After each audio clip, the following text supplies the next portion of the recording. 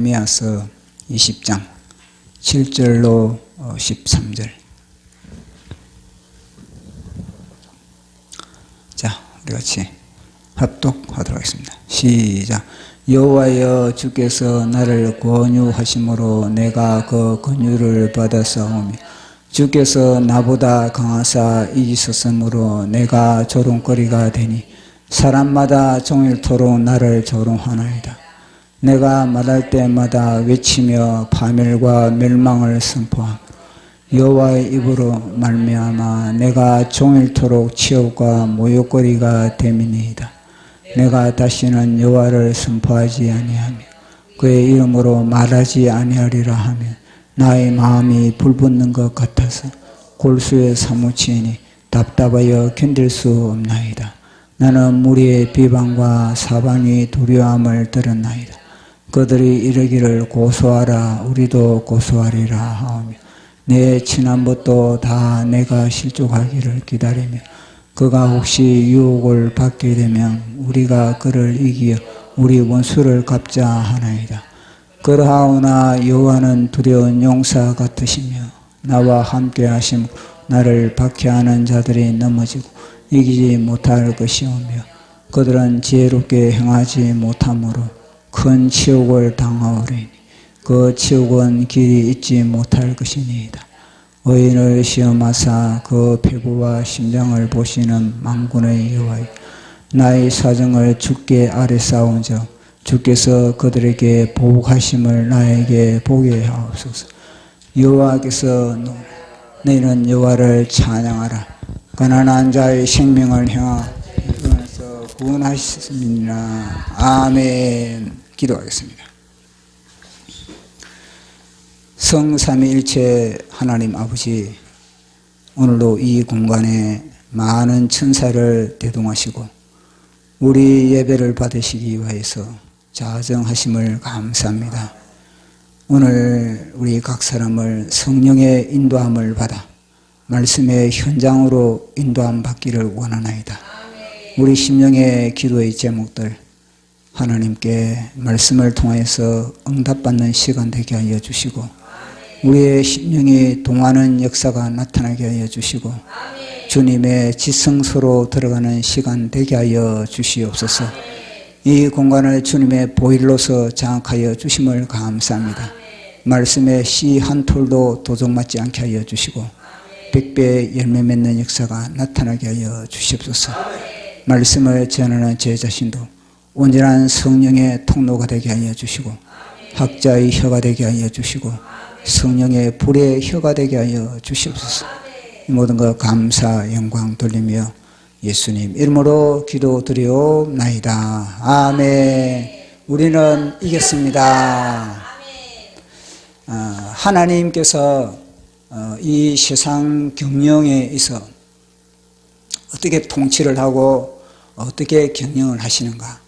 그것은 사람을 통하여서 그렇게 경영을 하시는 겁니다. 그래서 하나님의 말씀을 통해서도 늘 하나님은 기름 부음을 받은 자, 이 기름 부음, 이 기름 성령의 기름 부음을 받은 자들을 통해서 하나님은 경영을 해 가시는 겁니다. 왕으로서 왕에게 기름을 붓고 그리고 또 선지자에게 기름 붓고 제사장에게 기름을 붓는 겁니다. 각 분야의 기름 부음을 받은 그들이 하나님의 지혜와 하나님의 통찰력으로 그래서 이 세상을 통치하게 가는 그것이 바로 하나님의 경영의 그런 원리인 겁니다. 그런데 이게 이제 통전적으로 종합적으로 하나가 된 때는 어디냐면 바로 우리 예수님에게는 왕의 권세 그리고 또 제사장의 그런 하나의 그런 하나님과의 교통의 다리의 역할 그리고 선지자로서의 앞으로 다가오는 모든 것을 대처할 수 있는 그런 능력이 우리 예수님에게 그렇게 주어졌던 것입니다. 그래서 성령의 기름을 부은 우리들도 예수님처럼 동일하게 그런 우리 속에서 성령의 역사가 시를 따라 때를 따라 또 상에 따라 어떤 때는 우리가 왕의 권세로 마귀의 머리를 찍어버리고 마귀를 짓밟는 그런 하나의 그런 왕의 권세, 또 우리의 제사장의 권세로서 주님과의 그런 지성소에서 우리가 기도의 그런 교통을 나눌 수가 있고, 또 교제를 나눌 수가 있는 겁니다. 또 우리는 이제 선지자의 역할을 통해서 우리는 미리 우리는요 말씀을 통해서 예견을 할 수가 있는 겁니다. 미리 볼 수가 있는 겁니다. 왜냐? 성령님은 시 공간을 초월하기 때문에 그런 겁니다. 자, 그러면은 오늘 이 에레미야도 선지자로 지금 부름을 받았거든요. 이 에레미야의 선지자의 부름을 받은 것도 그런 겁니다. 에레미야가 선지자의 부름을 받을 때는 이 참 어린 나이 때 부름을 받은 겁니다. 그래 에레미야가 야, 내가 너를 갖다가 선지자로 내가 삼겠다. 그러니까 에레미야가 모릅니까? 나는 아이다. 아이다. 나는 인생의 경험이 없다는 겁니다. 나는 인생의 연륜도 없다는 겁니다. 그래서 이것을 보면 뭐냐면요, 하나님의 부름을 받을 때는요 인생의 연륜과 인생의 경험이 관계가 없다는 겁니다. 사실 그게 중요하거든요. 하나님의 부름을 받을 때는 인생의 경험도 있어야 되고 그리고 또 연륜도 중요한 겁니다. 근데 왜 에레미야 때에는 이 에레미야, 소년과 같은 에레미야를 그렇게 불렀을까? 그건 뭐냐면 그 당시에 상황이 그럽니다. 상황이 그 당시에 나이 든 사람들 어떻습니까? 나이 든 경험이 많은 사람들은 다 죄악에 찌들리는, 죄악이 체질화되어 버린 겁니다. 나이 좀 들었다 그러면 경험을 쌓았지. 그 경험이 뭐냐면 하나님의 경험이 아닌 죄악의 경험으로 충만한 겁니다. 하나님의 심판의 미움, 하나님으로부터 미움을 받을 수밖에 없는 그런 경험으로서, 그런 지식으로서 그런 충만한 겁니다. 사도 바울이 말했던 것 마찬가지로 뭐냐? 헬라, 그리고 히브리, 헬레니즘, 헤브라이즘, 이것으로 가득 충만한데, 그런 나이 많은 사람들 불러봤자 뭐 하겠습니까? 그 당시에. 제약이 더 축적하는 것밖에 되지 않지. 그러니까 순수한 에레미야를 불렀던 겁니다.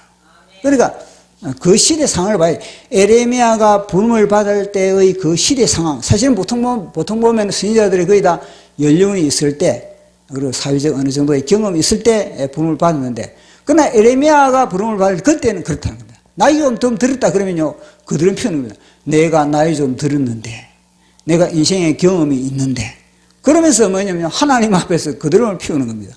그러니까 하나님이 뭐냐면 다 그들은 안 돼. 너희들은 안 돼. 그래서 에레미야가 이제는 소년 때 에레미야가 그래. 아주 순수한 때 묻지 않는 에레미야를 그렇게 다 부른 겁니다. 이걸 보면은 하나님이 왜 이새의 아들, 이새의 8명의 아들 있지 않습니까? 8명. 이 8명의 아들 중에서 왜 막내를 갖다 그렇게 불렀겠습니까? 나이 많은 이 엘리압, 그리고 또 나단, 다 이들은요 그들음을 피우는 겁니다. 아, 내가 형인데, 내가 경험이 많은데, 그러니까 뭐냐면 하나님은요 안 돼, 너는 안 돼, 제껴. 너 기름 부음을 받아라. 다윗에게 기름 부음을 받는 겁니다. 자, 이걸 갖다가 교회를, 자, 우리 대비해 보도록 해요. 교회를. 자, 교회를 대비하면, 야, 내가 사이즈가 큰 교회다. 내가 전통 있는 그런 교회다. 그럴 때 어떻게 하겠습니까? 근데 이제는 개척교회, 막 생긴 교회. 그래, 우리는요, 비교를 할 수 있는 겁니다. 뭔가 전통이 있다. 그런가 사이즈가 있다. 그러면요, 하나님이 볼 때는 쓰기가 너무 불편한 겁니다.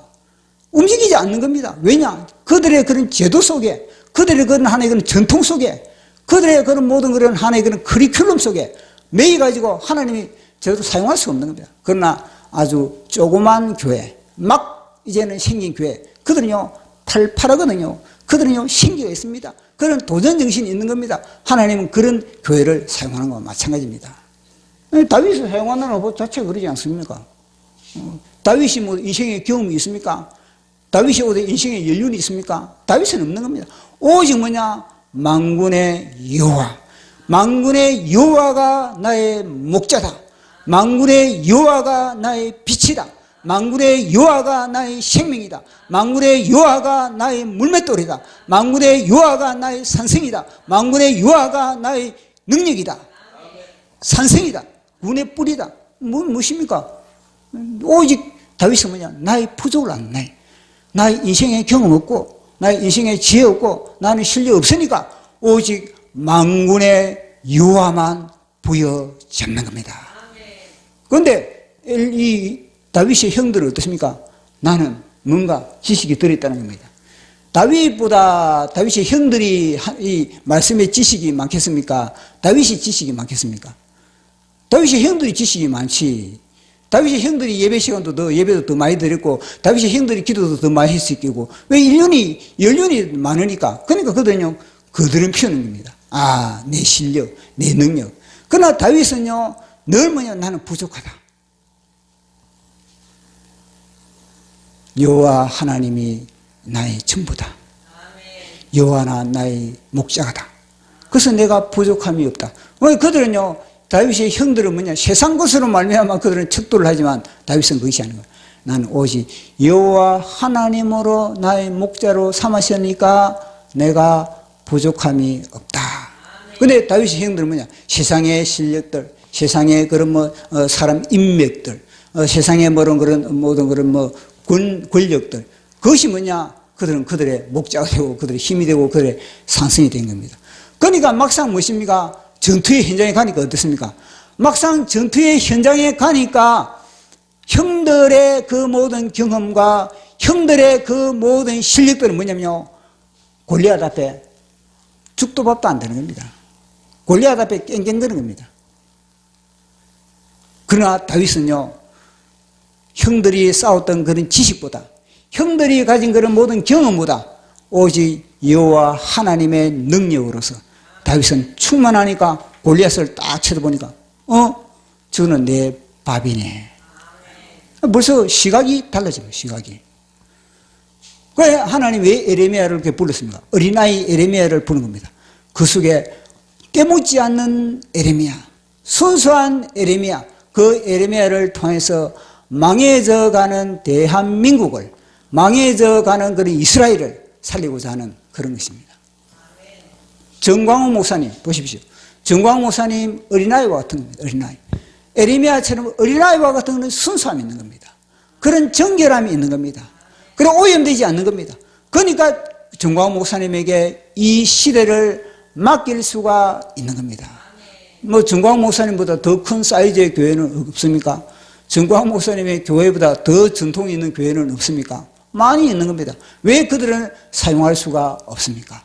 그들은요, 때가 묻었거든요. 그들은 하나님이 움직이기가 너무 힘들어요. 하나님이 야, 같이 일하자. 그러면요, 그들의 전통으로 인해서, 그들의 그런 생각으로 인해서 하나님이 사용할 수가 없는 겁니다. 너무 힘들어하는 겁니다. 그런데 정광훈 목사님은 야, 함께 하자 그러면요, 물불을 가리지 않고 물불을 가리지 않으니까 하나님이 쓰기에 너무너무 부드러운 겁니다. 너무너무 하나님이 쓰기에 편안한 겁니다. 그런 교회를 사용하시고 그런 사람을 하나님이 사용하는 겁니다. 왜? 에레미야가 바로 그런 겁니다. 왜 에레미야를 딱 그렇게 부르시니까 하나님이 뭐냐, 너를 갖다가 내가 복중에 짓기 전에, 너가 엄마 아빠로 말미암아 엄마 아빠가 사랑하기도 전에 내가 너를 갖다가 지명하여 불렀다는 겁니다.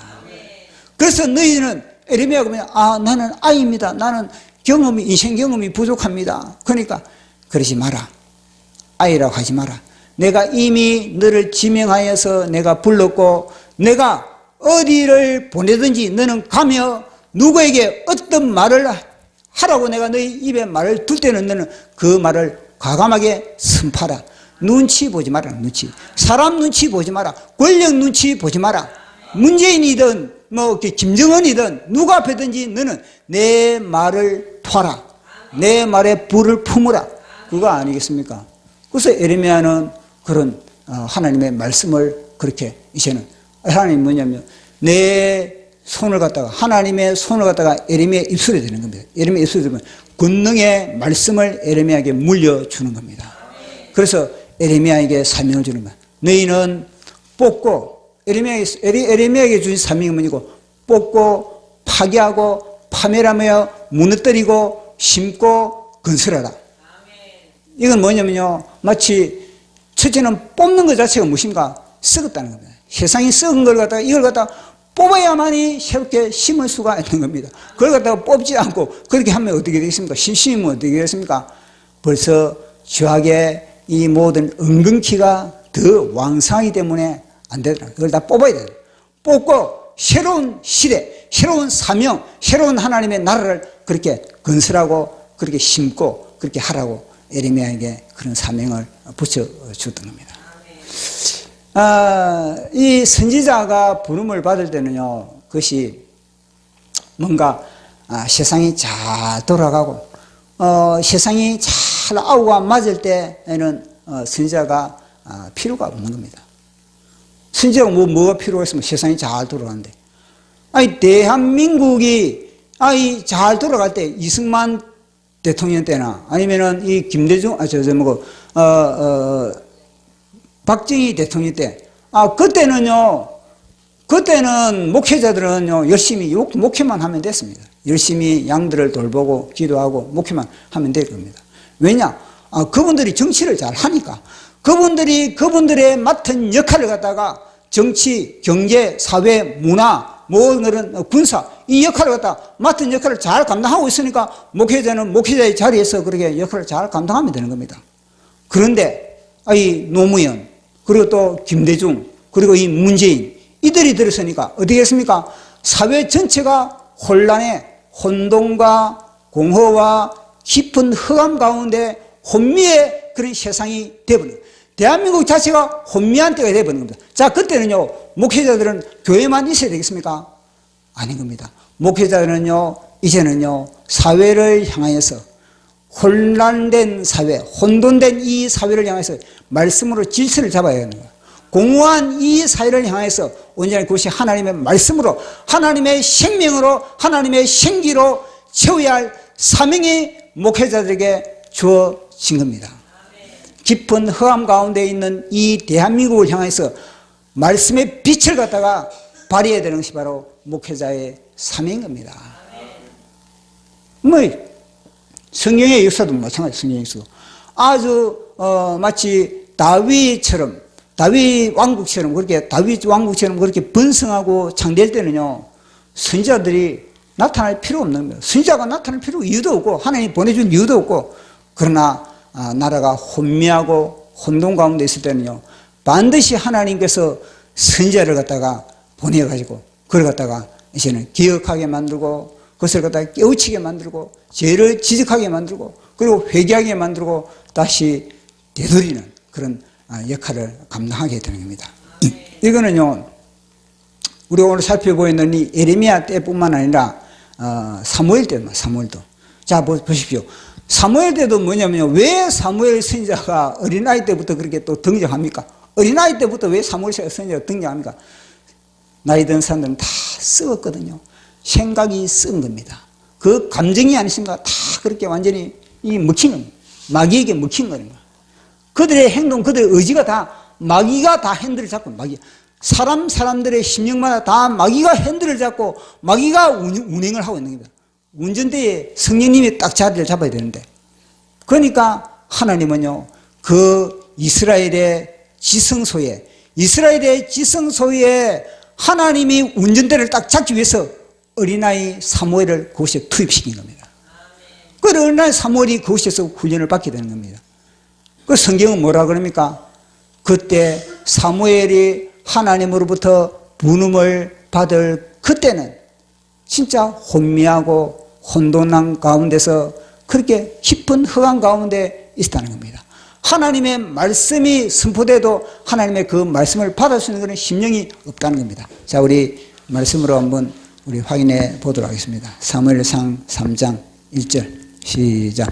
아이 사무엘이 엘리 앞에서 여호와를 섬길 때 여호와의 말씀이 희귀하여 이상이 흔히 보이지 않더라. 아멘. 말씀이 희귀하다. 말씀이 하나님이 소낙비처럼 말씀을 쏟아줘도 그 심령이 어떻습니까? 엎어져요. 아니, 소낙비처럼 쏟아져 그 소낙비를 받을 수 있는 그런 그릇이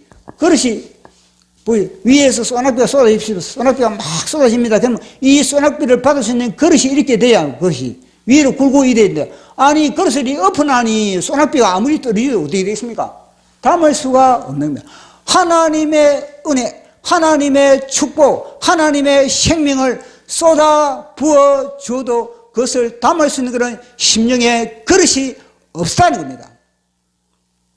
이상이 없다. 이 이상이 비전이 비전.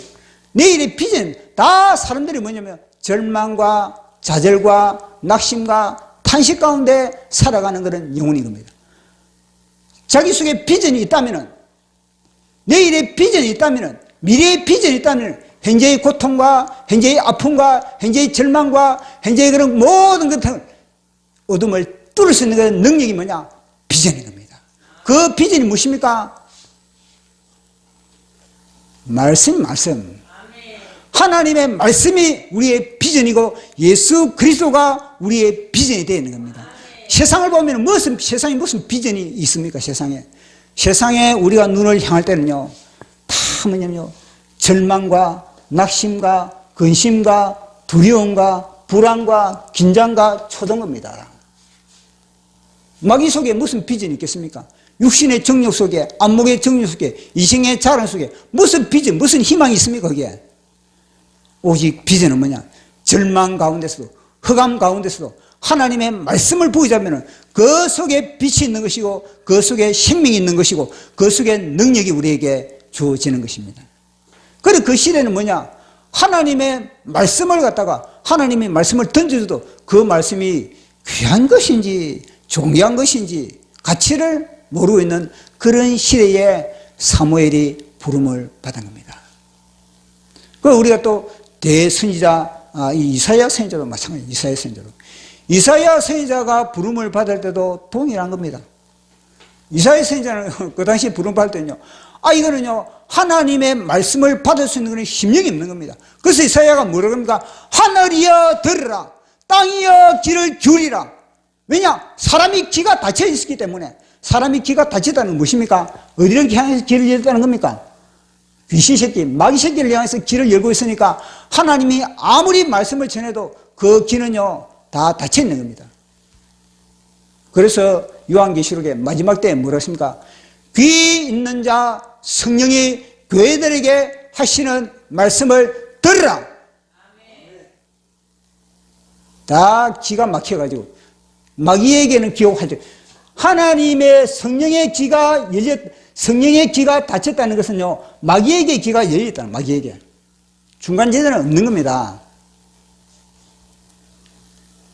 하늘의 귀가 열렸다는 것 자체는 마귀의 채널을 갖다 닫았다는 겁니다. 그래서 이 이사야 선지자가 사람에게는 도대체 안 먹히더라니까. 다 가슴에 철판을 다 깔아보면 다 마귀에게는 채널을 다 열어버리니까. 그래서 에레미야가 그러니까 이사야 선지자가 하늘이여 들으라, 땅이여 귀를 기울이라. 내 백성은 짐승보다 못하다는 겁니다. 소는 그 주인을 아는데, 나귀는 그 주인의 구유를 아는데 내 백성은 모른다는 겁니다. 보십시오. 나귀는 자기 주인을 아는 겁니다. 짐승은 자기 주인을 아는데 이 백성들은 뭐냐? 하나님의 백성인데 하나님은 모르고 있다는 겁니다.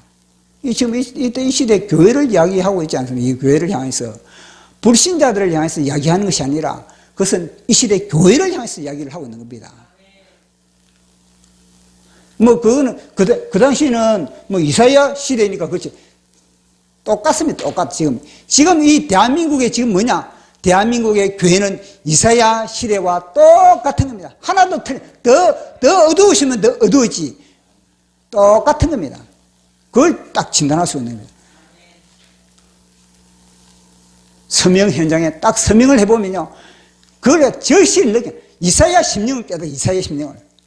서명 현장에 서명을 받을 때 진짜 이사야 때 이사야가 그 당시에 하늘이여 귀를 기울이라, 땅이여 귀를 기울이라. 소보다 못하고 말보다 못하고 그렇다는 거예요. 결국은 뭐라 그럽니까? 내 백성이 나를 멀리하여 나를 만울히 여기며 떠나갔다, 그렇게 하는 거예요. 결국은 소돔과 고모라 백성처럼 그렇게 전락해 버렸다. 소돔과. 그래서 이사야 선지자는 고모라의 백성아, 소돔에 가는더라, 그렇게 나오거든요.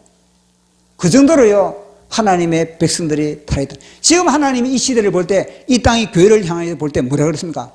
소돔의 교회들아, 고무라의 교회들아, 소돔의 목회자들아, 고무라의 목회자들아.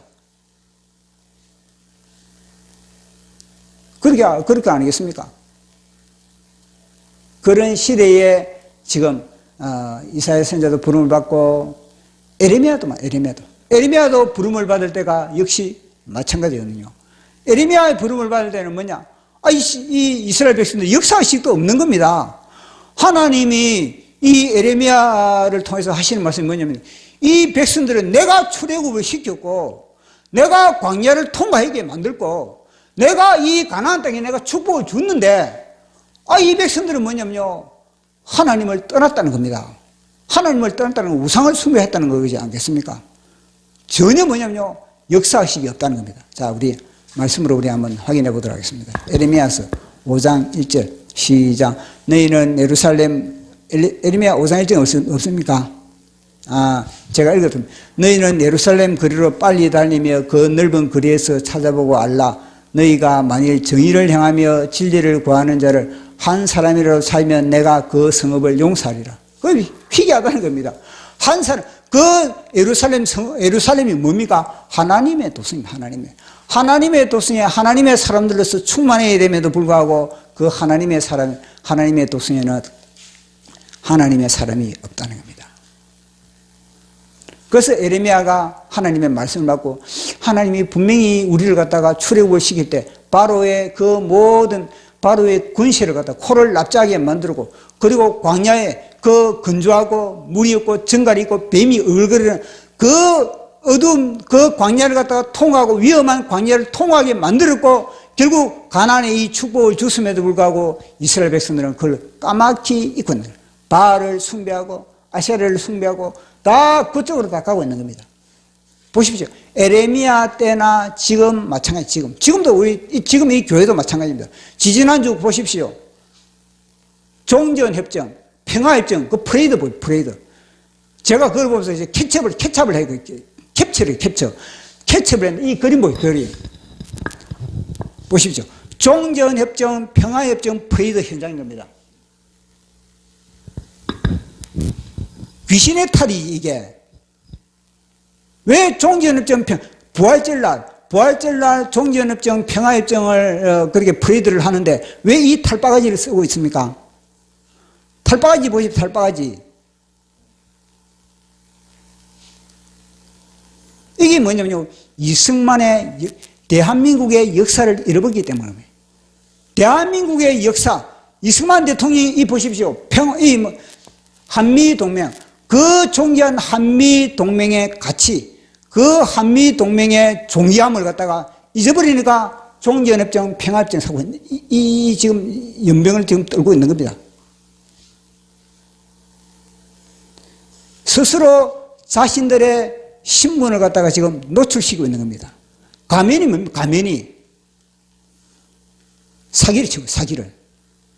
자기를 가리고 사기를, 가면을 썼다는 것 자체는 자기를 가리고 사기를 치다. 딱 코드가 맞지 않습니까? 마귀하고. 거짓의 아비. 자기를 속이는 겁니다. 가면을 딱 가리면서. 가짜가 뭐냐? 거짓 가짜거든요. 거짓 가짜 얼굴면, 거짓이란 자기 자신들이 거짓이라는 것을 노출시키는 것이 뭐냐? 종전협정, 평화협정, 고시에 참여한 모든 교회들. 그러면은, 보십시오. 이승만 광장에 참여한 교회들이 많습니까? 여기에 참여한 교회들이 많겠습니까? 이승만 광장에 참여한 부활절날 우리가 정광 목사님과 함께 참여한 교회들은요, 이름 없는 교회들이 많은 겁니다. 그러나 여기 참여한 교회들은 뭡니까? 엄청난 거의 대형 교회들은 다 여기 다 참여하고 있는 겁니다. 그래서 프레이드를 부리고 있는 거예요. 하나님이 이것을 보실 때 모르겠습니까? 패역한 백성, 한미동맹을 잊어버린 백성, 그 가치를 잃어버린 백성, 하나님이 마음이 좋기 때문에 가만두지, 이 김정은이 불러가지고 포탄 안 터뜨리겠습니까? 하나님의 분노로. 지금 보십시오. 끓는 가마, 지금 대한민국은 끓는 거, 북쪽에서 끓는 가마가, 김정은이 끓는 가마가 남쪽을 기울이고 있는 겁니다. 이런데 이 남쪽, 이 하나님이 이 포탄 안 두드리겠으면 나만해. 이걸 보면서 하나님이 이 프레이드를 보면서 하나님이 불이 붙는 겁니다. 열불이 나는 겁니다. 김정은을 시켜서 포탄 두드리시는데 한쪽으로 보니까 정광훈 목사님이 이게 이승만 광장에서 이거 뭐 하나님을 기쁘시게 하네. 그러니까 하나님의 마음이 그것을 보면서 정광훈 목사님과 함께 모여있는 이 부활절 날 연합 예배를 드리는 그들을 보면서 하나님의 마음이 그나마 뭐냐면요, 참을 수가 있는 겁니다. 요걸 쳐다보면 완전히 하나님이 난리법석을 뛸 것 같은데, 하나님이 정광훈 목사님과 그것이 참석한 그런 일 없는 교회들, 그런 일 없는 그런 성도들, 그들을 보면서 하나님 보면요, 마음이 누그러지는 겁니다.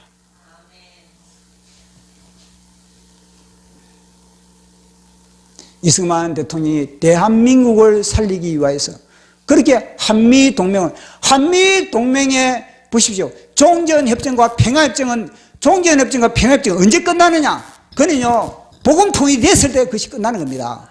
복음통일이 되지 않는데 무슨 종전협정, 무슨 평화협정을 한다고 그렇게 발광을 떨고 있습니까? 그런데 그걸 갖다가 분별하지 못하는 것이 바로 대한민국 교회라는 겁니다. 그러니까 에레미야 때나 지금이 더 지금이 더 위험한 똑같은 겁니다. 보십시오. 북쪽에서 지금 끓는 가마, 심판의 가마가 성경에 에레미야를 하는 북쪽에서 지금 심판의 끓는 가마가 지금 남쪽으로 기울어져. 보십시오. 점점 이게 뭐냐면요, 만약에 이 끓는 가마를 갖다가 다시 원위치 시켜버리고 북쪽으로 뒤덮어버리는 것이 뭐냐? 우리 정광훈 목사님 가면 광화문 세력입니다. 우리의 광화문 세력이 이 남쪽으로 기울어져 있는 이 끓는 가마를 다시 뒤엎어가지고 김정은에게 부어버리는 거야. 이 김정은이 대지에게 부어버리는 거야. 그 부어버리는 운동이 뭐냐? 우리 광화문 운동인 겁니다. 광화문 애국 집회인 겁니다. 하나님은 여기에 희망을 걸고 하나님은 오직 여기에 소망을 두고 있는 겁니다. 이걸 보고 하나님이 얼마나 하나님이 통탄하겠습니까? 분노하지 않겠습니까? 자, 그 시대 상을 우리 보도록 하겠습니다. 조금 전에 제가 이야기했던 에레미야서 1장 13절, 14절, 15절 시작. 여호와의 말씀이 다시 내게 임하니라. 이르시되 내가 무엇을 보느냐? 대답하되 끓는 가마를 보나이다. 그 윗면이 북쪽에서부터 기울어졌나이다 하니 여호와께서 내게 이르시되 재앙이 북쪽에서도 일어나 이 땅의 모든 주민에게 부어지리라. 내가 북방 왕국의 모든 족속들을 부를 것인즉 그들이 와서 예루살렘 성문 어귀에 각기 자리를 정하고 그 사방의 모든 성벽과 유다 여호와의 말씀이니라. 아멘. 보십시오. 그러한 상황이라, 그러한 상황. 이 에레미야 때나 지금 대한민국 상황이나 너무나 똑같은 그런 상황입니다. 그나마 이제는요, 우리 정광훈 목사님을 통해서 이 시대를 깨우기 때문에 우리가 깨워서 이제는요, 이걸 갖다가 방어할 수 있는 그런 힘을 모으고 있는 그런 과정 중에 있는 겁니다. 지지난주는 어떻습니까? 지지난주는요, 조선공산당 선언, 조선공산당 그걸 갖다가 기념을 했다. 조선공산당 창당 기념 행사, 이걸 서울 한복판에서 이걸 한 겁니다. 이 바로 대한민국이 이 지경의 것이 지금 온 겁니다. 이 박헌영이 저거는 노동당에서 저걸 했거든요. 노동당에서 박헌영이가 1925년에 조선공산당을 했을 때 그 당시에 박헌영 주위에 그렇게 많은 사람들이 모였습니다. 그런데 그들은 그 당시 일제하지 않습니까? 일제하에서 박헌영이와 함께 그렇게 조선 공산당을 창당을 했는데 그들이 또 창당을 해가지고 그들은 나름대로 독립운동을 한 겁니다. 독립운동을 했는데 그 독립운동이 누구를 위한 독립운동을 했습니까? 조선을 위한 독립운동을 했습니까? 아닌 겁니다. 그들은요, 조선을 위해서 독립운동을 한 것이 아닌 겁니다. 그들의 독립운동은 뭐냐면요, 그들의 종주국의 공산주의의 종주국인 소련을 위해서 그러면요, 독립운동을 한 겁니다. 그러면서 뭐냐, 독립운동 유공자는 유공자.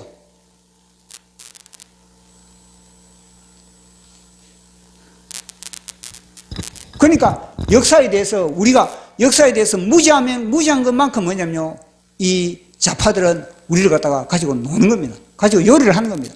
그러나 우리가 역사에 대해서 껴있으면요, 우리는 이걸 갖다가 분별을 할 수가 있는 겁니다. 지금 대한민국 공간이 지금 이런 거거든요. 이런 공간에 선제적으로 보십시오. 정광훈 목사님이 이미 선제적으로 딱 등장해가지고 이 모든 것을 대항하기 위해서 이미 나왔지 않습니까? 만약에 정광훈 목사님이 2019년도에 그렇게 깃발을 들지 않았다면요, 대한민국은 이미 적화되어 버린 겁니다. 그래, 한 사람의 선지자가, 한 사람의 성령의 기름 부음을 받은 자가 얼마나 중요하다는 것을 우리에게 말씀해 주고 있는 거죠. 그래, 선지자는 하나님으로부터 기름 부음을 받은 자는요, 선지자는 죄에 대해서 민감합니다. 죄에 대해서 굉장히 민감하거든요. 왜냐하면 그 사람의 심령이 정결하기 때문에 그런 겁니다. 그 사람의 심령이 더러우면요, 죄가 죄인 줄도 깨닫지를 못하는 겁니다. 그러나 정광훈 목사님은요, 그 심령이 어린아이처럼 그렇게 정결하기 때문에 무엇이 죄인지, 무엇이 문제가 있는지 그걸 갖다가 포착하게 되는 겁니다. 그래서 보시죠. 저 평창 동계올림픽 때 아무도 이 문재인의 연설에 대해서 다 모든 사람들이 예사로 다 넘어가 버린 겁니다. 그런데 우리 정광훈 목사님은 무엇입니까? 누굴 지적했습니까? 신영복을 지적한 겁니다. 내가 존경하는 신영복. 그래서 모든 사람들은 뭐 존경하는 신영복, 하나의 그런 사상가인가 보다. 다 그렇게 여기거든요. 그저 하나의 그런 뭐 영향이 있는 사상가 보다. 그렇게 생각하는데 정광훈 목사님은요, 역사를 알고 있고 신영복이가 누구인가를 정확하게 알고 있기 때문에 그걸 갖다 핀센트를 딱 뽑아내가지고 그걸 갖다 이슈화시고 그걸 갖다 뉴스거리로 삼아버린 겁니다. 그러므로 말미암아 선지자의 눈은, 선지자의 귀는 보통 사람들의 귀와 눈과 다르다는 겁니다. 그래서 선제적으로 대응을 할 수 있는 그런 위치에 들어선 것을 우리는 또 경험하고 있지 않습니까? 그래서 이 선지자가 외치는 것은 끊임없이 뭐냐면요, 하나님께로 돌아가라. 그런데 이 선지자의 특징은 다름 아니라 이 정결할 뿐만 아니라 그 속에는요, 하나님의 의분을 가지고,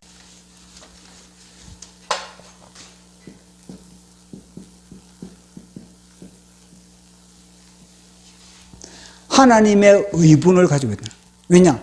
하나님은 분노하시는 분이기 때문에. 하나님은 분노하시기 때문에 하나님의 기름 부음을 받으신 그들은요, 그 속에 하나님의 의분이 있는 겁니다. 죄악을 향해서, 문재인을 향해서, 김영은이를 향해서 의분을 일으키는 겁니다. 죄악을 향해서 의분을 일으키는 겁니다. 이 의분을 진짜 하나님의 사람이 죄를 향해서, 악인들을 향해서 의분을 일으키지 못하면요, 자기 자신이 당해버린 겁니다. 자기 자신이 아니십니까? 자기 속에 이거는요, 화병이 돼요, 화병이. 그 하나님의 의분이 죄인을 향해서 이걸 분출해야 되는데, 이걸 갖다가 분출해야 되는데, 이걸 갖다가 분출하지 못하면요, 자기 속에서 자기를 공개해버리는, 이게 뭐냐? 화병이 화병. 누가 정광훈 목사님을 향해서 욕하지 말라 그럽니까?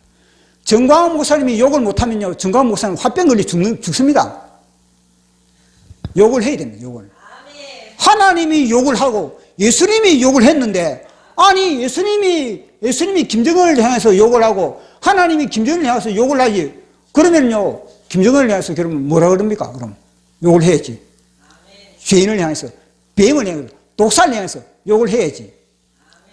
그러니까 정광훈 목사님을 향해서 욕하지 말라. 그런 사람들은요, 하나님이 어떠신 분인지, 하나님의 의도, 하나님의 그런 지정의를 모르고 있다는 겁니다.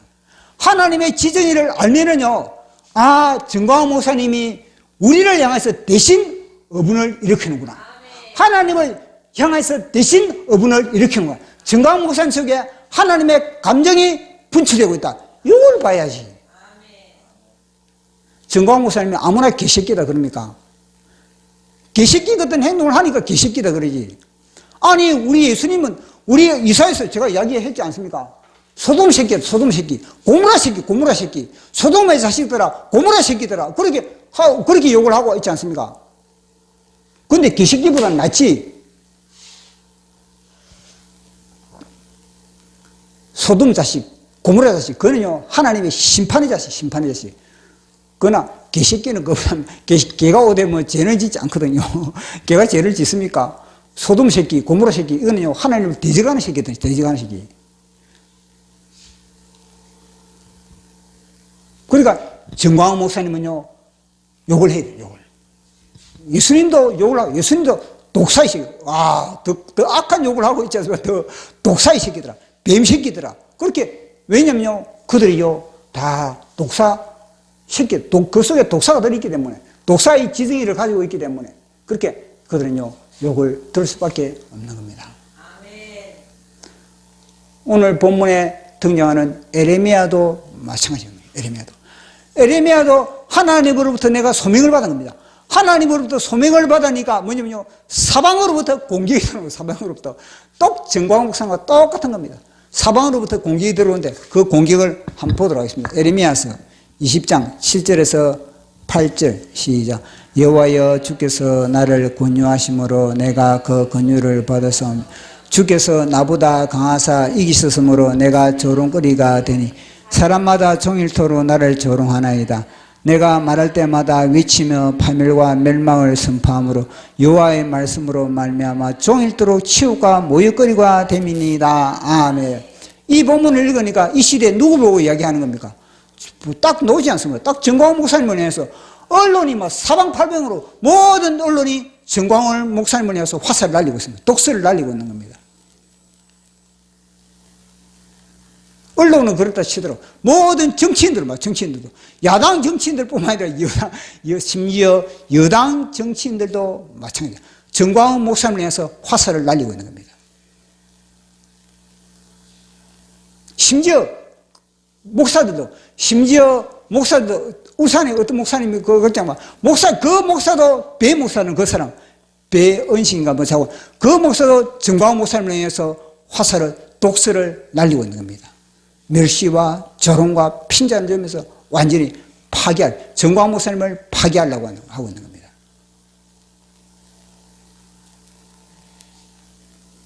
벌써 빛과 어둠을 보여주고 우리나라 대한민국 이 공간에 빛에 속한 사람들과 어둠에 속한 사람들 그걸 갖다가 우리에게 지금 보여주고 있는 겁니다. 자, 그렇게 했을 때 에레미야가 그렇게 했을 때 에레미야의 입장에서는요, 이거는요 하나님이 말씀을 무리 준 걸 갖다 선포하기만 하면은 이거는요 한마디 하면은 10마디가 완전히 그래 화살로 날라오고 있으니까 이게 감당이 불가능한 겁니다. 에레미야도 인간이지라. 에레미야가 하나님이 뭐냐면 내가 너와 함께 하겠다. 내가 너의 녹기둥이 되겠다. 내가 너의 산성이 되겠다. 내가 너를 보여주겠다. 하나님이 약속을 했거든요. 그런데 에레미야가 뭐냐면요. 믿음이 부족한 겁니다. 남들은 너무 힘든 겁니다. 인간이다 보니까. 그러니까 에레미야가 뭐냐면요. 나 여기서 사명 안 할랍니다. 사명 감당 안 할랍니다. 나 휴가 갈랍니다. 다른 사람에게 맡기십시오. 나는 그만할랍니다. 나는 뭐 호주에 가가지고 나 쉬든지 아니면 미국에 가서 나 쉬든지 나는 막 그만할랍니다. 내만 뭐 애국해야 됩니까? 내 혼자 왜 이리 샀습니까? 그러면서 에레미야가 나름대로 하나님의 이제 어령장을 좀 피운 겁니다. 자, 우리 그 말씀을 보도록 하겠습니다. 20장 10절 같이 읽어보도록 하겠습니다. 시작. 나는 무리의 비방과 사람의 두려움을 들었나이다. 그들이 이르기를 고소하라 우리도 고소하리라 하오며 내 친한 벗도 다 내가 실족하기를 기다리며 그가 혹시 유혹을 받게 되면 우리가 그를 이겨 우리 원수를 갚자 하나이다. 아멘. 또 이 말씀을 읽으니까 누구에게 해당되는 겁니까? 똑같은 겁니다. 그래. 정광훈 목사님을 위해서 다 꼬투리 하나 잡으려고 정광훈 목사님의 설교, 정광훈 목사님의 오던 포럼 모든 걸 다 무리해서 다 하고 있는 꼬투리 하나 딱 잡으려고 고발하려고. 그렇게 지금 정광훈 목사님은 타깃이에요. 총 집중을 하고 북한도 총 집중을 정찰 총회에서 총 집중을 하고 언론도 총 집중을 하고 교회는 이게 뭐지? 가까운 친구들, 가까운 벗도 그런다 하죠. 가까운 벗도 뭐냐? 질투의 영이 있다. 질투의 영. 그 속에 질투의 영이 들어가면요, 어떻습니까? 질투의 영이 들어가면 내보다 뭔가 좀 나아졌다. 그러면요, 배가 아파서 못 보는 겁니다. 그 질투의 영이 사람을 죽이는 겁니다. 가인 속에 질투의 영이 들어가니까 아벨을 죽여버린 겁니다. 피덩인데, 같은 피를 나누는데, 같은 형제인데, 같은 동생인데, 그 속에 질투의 영이 들어가니까 돌로 쳐 죽여버린 겁니다. 보십시오. 사울왕, 질투의 영이 들어가니까 자기 사위지 않, 사위. 자기 사위를 돌로 쳐 죽여버린 겁니다. 자기 생명의 은인인 겁니다. 다윗이 자기 생명의 은인이거든요. 정치 생명의 은인은 뿐만 아니라 실제 생명의 은인인 겁니다. 다윗이 그 당시 엘라 골짜기에 등장하지 않았다면 사울은 목은 이미 떨어진 겁니다. 사울의 목도 떨어지고 요나단의 목도 떨어지고 이스라엘은 멸망하는 겁니다. 그런데 그걸 구해줬는데, 그걸 구해주는데 다윗을 죽이려고, 평생 다윗을 죽이려고 질투의 영이 들어가니까 그렇게 하는 겁니다. 지금 정광 목사님을 죽이려고 교계에서 얼마나 질투의 영이 들어간 그런 교계 사람들이 그렇게 설치고 날뛰고 있는 겁니까? 예수님도 질투의 영으로 인해 죽은 거거든요. 서기관, 바리새인, 대제사장, 그 속에 다 질투의 영. 이 질투의 영이 마귀의 영이 마귀예요. 마귀가 하나님을 질투하면서 그 당시에 반란을 일으킨 겁니다. 그 지금도 질투의 영이 뭐냐? 교회에 횡행하고 있는 겁니다, 다. 자를 십자가에 못 박으라. 말만 십자가에 못 박, 실제 못 박은 사람이 없다는 목회자들도. 말만 못 박는다. 못 박지 않는. 딱 자기보다 나은 사람이 무릎을 꿇어야지. 자기보다 나은 사람이 한 수 가르쳐 배워야지. 한 수 가르쳐 달라고 딱 해야지. 그거라도 뭐 내가 나이가 많은데, 내가 경험이 많은데, 내가 뭐 실력이 너보다 내가 뭐 학벌도 높은데, 그게 무슨 필요 있습니까? 하나님 앞에서. 질투의 영이 들어갔으니까 그렇다는 겁니다. 그 지난번도 어떻게 하면 넘어질 때를 기다리지, 넘어질 때는. 정광 목사님의 등을 돌린 사람, 가까이 있는 사람 등 돌린 사람이 얼마나 많습니까? 다 질투의 영이 다 여기에 다 놀아나고 있는 겁니다. 자, 그렇게 했을 때, 이 다윗이, 이 에레미야가 어떻게 하는지, 20장 9절 시작. 내가 다시는 여호와를 선포하지 아니하며 그 이름으로 말하지 아니하리라 하며 나의 마음이 불붙는 것 같아서 골수에 사무치니 답답하여 견딜 수가 없나이다. 아멘. 보십시오. 그 불이, 여호와의 불이, 성령의 불이, 하나님의 불이 들어왔는데 그 불을 갖다 분출해야지. 정광 목사님 같으면 이 주사발로 해서 욕을 해야지, 욕을 해. 주사발로 해서 개새끼라고 욕을 해야지. 주사발로 해서 우리 모든 목회자들도 다 그렇게 폭로를 하고 그렇게 대적을 해야지. 왜 침묵을 합니까? 왜 침묵을? 그러니까 화병이 많은 겁니다. 화병이. 왜 화병이 많겠습니까? 화병이 많은 것은 뭐냐면 그 속에 있는 성령의 불을 갖다가 분출해야 할 방향을 내서 불을 안 토하니까 그 속이 그 불이 자기를 공격하는 겁니다. 이 병을 무슨 병이라 그럽니까? 이런 병을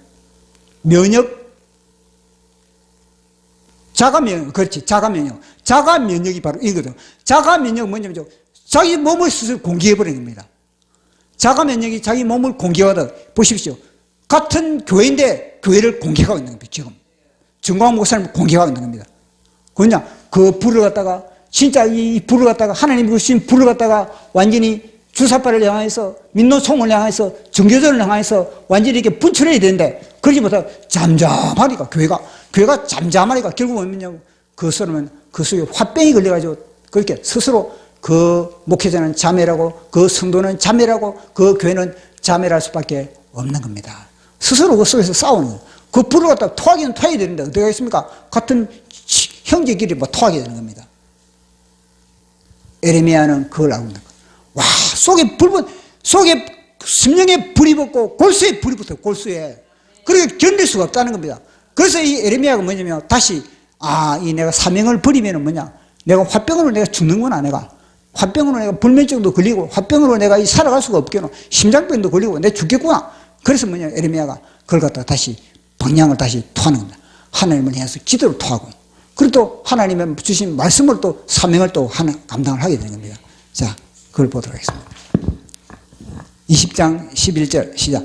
그러하오나 여호와는 두려운 용사 같으시며 나와 함께 하심으로 나를 박해하는 자들을 넘어지고 이기지 못할 것이오며 그들은 지혜롭게 행하지 못함으로 큰 치욕을 당하오리. 그 치욕의 길이 잊지 못할 것이니이다. 아멘. 그러나 여호와는 두려운, 진짜 두려워할 때서, 내가 이 에레미야가 뭐냐면요, 진짜 하나님을 두려워하지 않고 사람을 두려워, 사람의 그런 비방과 사람의 그런 조롱과 사람의 그런 핍박을 두려워하다 보니까 에레미야가 뒤로 물러서거든요. 근데 우리가 정신을 딱 찾아보니까, 진짜 두려워할 대상은 여호와 하나님이구나. 하나님을 의지하고 하나님의 용기를 가지고 전진한다는 거예요. 그러니까 여호와 하나님을 의지하고 가니까 에레미야 앞에 다 그 대적들은 뭐냐, 다 추풍낙엽이에요. 추풍낙엽. 정광 목사님 뒤로 물러섭니까? 더 강하게 나가지 않습니까? 이렇게 나가야 되는 거예요. 이렇게. 만약에 정광 목사님 이 순간 뒤로 물러섰다 그러면요, 완전히 더 김누입니까? 김기현 밑에 대표 최고표 어른 사람. 김재구. 그거만 보십시오. 완전히 뭐냐면은 북한에서 내려온 그 국회의원 그 놈이가 또 한 사람. 태영하고. 벌써 그 차이가 나지 않나? 태영하고 김재훈 의원하고 두 사람 다 비슷했거든요, 발언이. 근데 보죠. 김재훈은 뭐냐면요, 사과를 한 겁니다. 뒤로 물러선 거거든요. 뒤로 물러서니까 이 좌파들이 어떻게 하니까 초토화시켜요, 초토화. 김재훈 의원이 완전 심령이 초토화돼요, 초토화.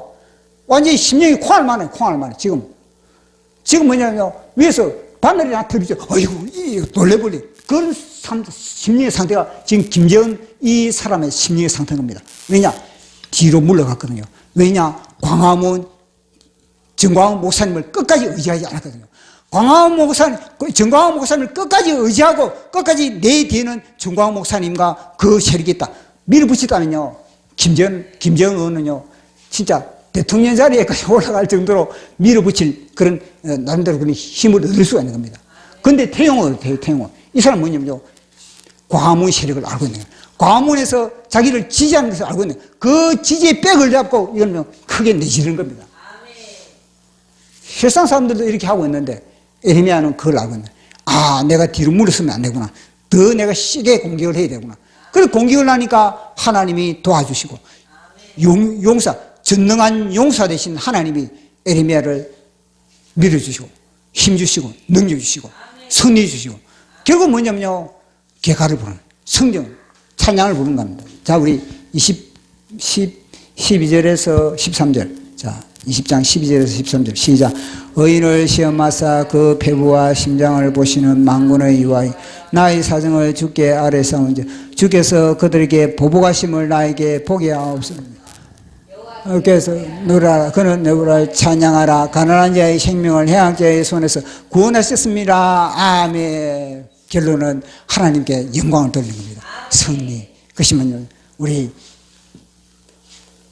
정광훈 목사님을 통해서, 우리는 정광훈 목사님 같은 그런 역할을 못하지만, 왜냐, 우리가 정광훈 목사님 될 수는 없지 않습니까? 그럼 붙어 있으면 돼, 왜냐, 한 몸은요, 이 손가락 하나는 뭐냐면요, 내 몸에 붙어 있으면은 나와 똑같은 겁니다.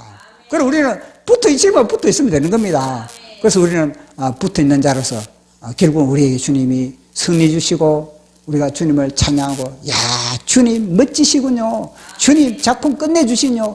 대한민국을 향한 주님의 그 작품, 끝내주군요. 우리는요, 찬양하고 기뻐하는 그때가 온다는 겁니다. 아멘. 자, 마지막 보도록 하겠습니다. 주님의 싸움을 싸우는 이 시대의 선지자. 첫 번째, 시작. 그는 주님의 분노를 토한다. 두 번째, 그는 마지막에 웃는 자이다. 세 번째, 그를 조롱하는 자는 주님을 대적하는 것이다. 아멘. 자, 우리 찬양하고 기도하는 그런 시간 갖도록 하겠습니다.